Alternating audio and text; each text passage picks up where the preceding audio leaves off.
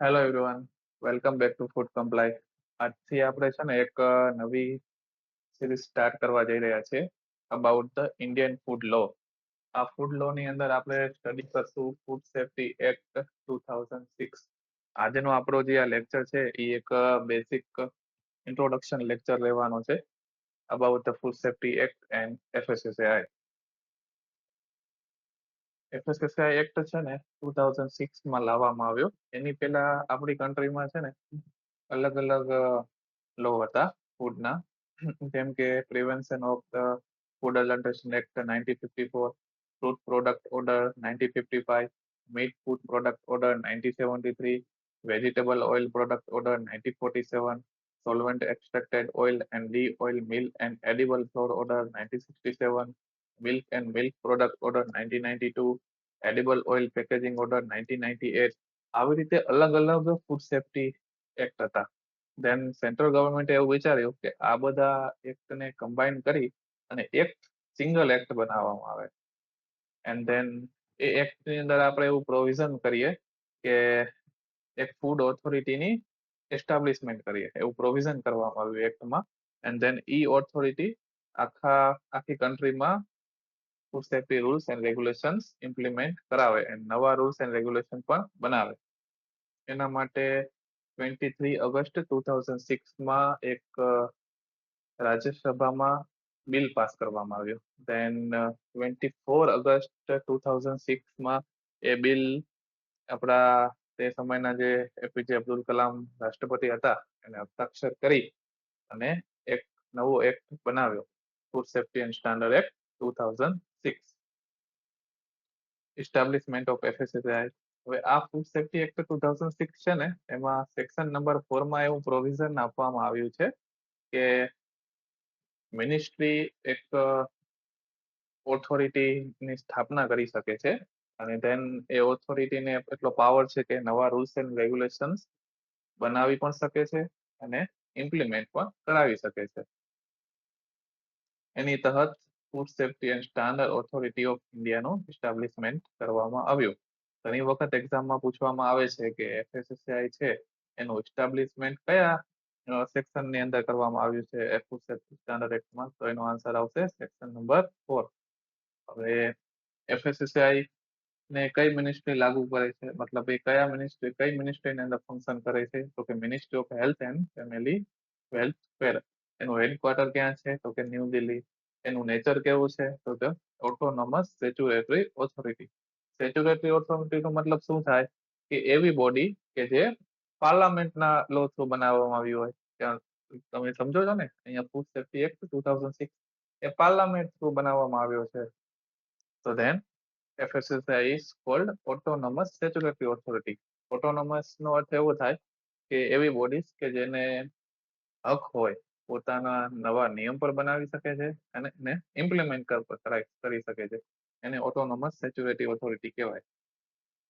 હવે આ છે ને ઇમ્પોર્ટન્ટ ટાઈમલાઈન છે,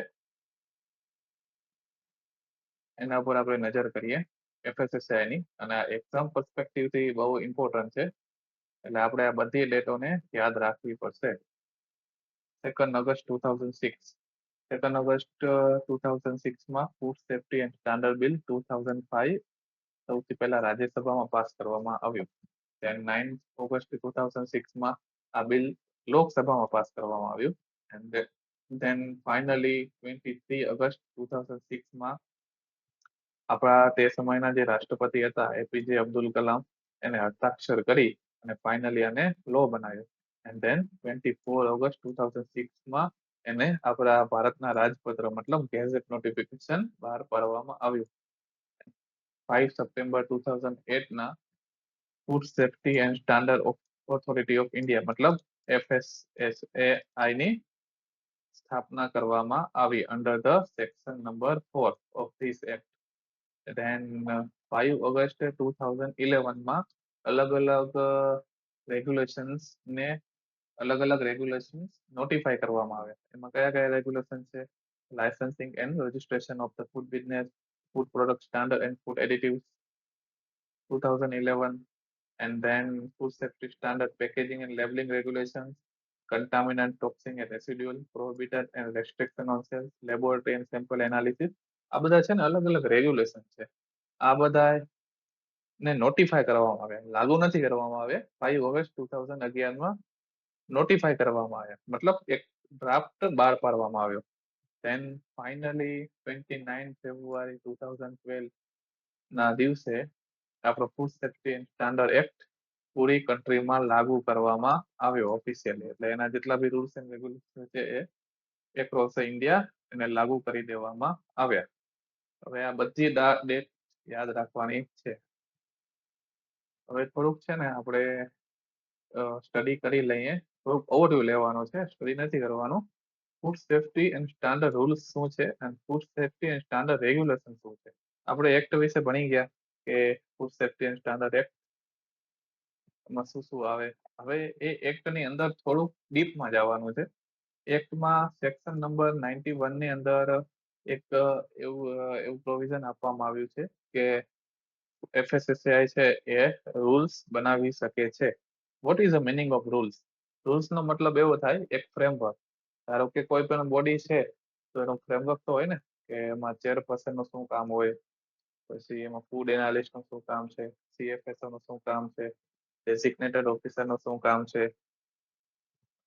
સેન્ટ્રલ ફૂડ સેફ્ટી ઓફિસર હોય કે સ્ટેટ ફૂડ સેફ્ટી ઓફિસર હોય, કે કોઈ જગ્યાએ FBO પાસે જાય છે ત્યાં સેમ્પલ કલેક્ટ કરે છે તો એ સેમ્પલ કલેક્ટ કરવાની શું પદ્ધતિ છે, એ બધું છે ને આ રૂલ્સ ની અંદર લખેલું છે. આપણે 1 by 1 આ રૂલ્સ ને સ્ટડી કરશું આવતા લેક્ચરોમાં. એન્ડ બીજું છે સેક્શન નંબર 92 ની અંદર પાવર આપવામાં આવ્યો છે કે રેગ્યુલેશન્સ બનાવી શકે. રેગ્યુલેશન્સ મતલબ ટેકનિકલ એન્ડ સાયન્ટિફિક રિક્વાયરમેન્ટ. ધારો કે કોઈ FBO છે, એમને લાયસન્સ લેવું હોય તો એને શું શું રેગ્યુલેશન્સ કરવું પડે. આપણે શેડ્યુલ 4 ને બધું સાંભળ્યું છે ને, શેડ્યુલ 4 ની રિક્વાયરમેન્ટ, લાયસન્સ ની રિક્વાયરમેન્ટ, દેન કન્ટામિનન્ટ છે તો એની કેટલી લિમિટ શું કાંઈ, એ બધું છે ને આ રેગ્યુલેશન ની અંદર આવે. અત્યારે છે ને 22 રેગ્યુલેશન છે પ્રાઇમરી, એન્ડ ધેન બીજા રેગ્યુલેશન એના સબ સ્ટાન્ડર્ડમાં અલગ અલગ છે. એ બધા આપણે આવતા લેક્ચરોમાં સ્ટડી કરવાના છીએ 1 by 1. તો ફૂડ સપ્લાય સાથે જોડાયેલા રહેજો. હવે એક સમરી છે, આ સમરી થોડીક જોઈ લઈએ. What is the meaning of act? Act મતલબ primary law enacted by parliament. Act કેને કહેવાય? ગમે એ લો ને આપણે એક્ટ ના કહી શકીએ. જે બી લો પાર્લામેન્ટ થ્રુ દ્વારા બનાવવામાં આવ્યા હોય ને એને જ હંમેશા એક્ટ કહેવાય.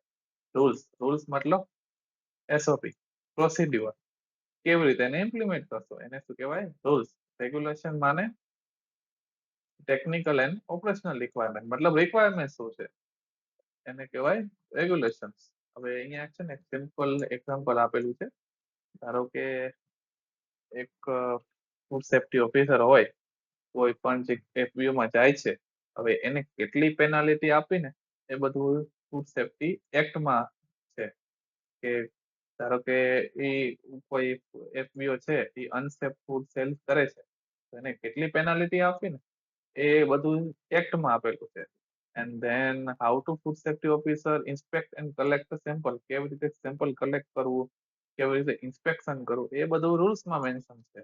And then specific product standard. ધારો કે એ એક મીઠાઈની દુકાનમાં ગયા છે, બરાબર, નમકીનની દુકાનમાં ગયા છે, સોરી, તો નમકીનની દુકાનમાં શું સ્ટાન્ડર્ડ છે, એમાં શું શું હોવું જોઈએ, એ બધું છે ને આમાં છે રેગ્યુલેશન ની અંદર મેન્શન કરેલું છે. તો આપણે 1 by 1 આ બધું આગળના લેક્ચરોમાં સ્ટડી કરશું. સોરી, મારો થોડોક અવાજ બ્રેક થાય છે. હું ફર્સ્ટ ટાઈમ સ્ટડી કરાવું છું. હું કોઈ પ્રોફેસર કે એવું નથી, હું મારા શોખથી ભણાવું છું. હવે આપણે ઓવરવ્યુ કરીએ food safety and standard act 2006 માં. એમાં આપણે શું શું ભણવાનું છે ને એનો ઓવરવ્યુ છે. ચેપ્ટર નંબર 1 છે પ્રિલિમરી. આ હું અત્યારે એટલે કહું છું કે તમને એક આઈડિયા આવે કે આપણે શું ભણવાનું છે. આપણે કોઈ બી પુસ્તક લઈએ તો પહેલા આપણે ઇન્ડેક્સ જોઈએ ને, કે એમાં શું શું એકચુઅલમાં છે. તો આ આજનો આપણો પૂરો લેક્ચર છે ને ઇન્ડેક્સ ટાઈપ છે. આપણે શું ભણવાના છીએ ને એ જ આપણે હું બતાવવાનો છું આજે. પછી આવતા નેક્સ્ટ લેક્ચર થી આપણે ફૂડ સેફ્ટી એક્ટ 2006 ની અંદર પૂરા ઘૂસી જવાના છીએ.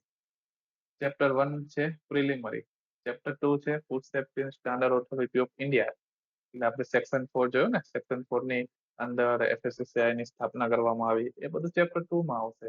ચેપ્ટર 3 છે general principal of food safety. Chapter 4 છે general provision relating two articles of food.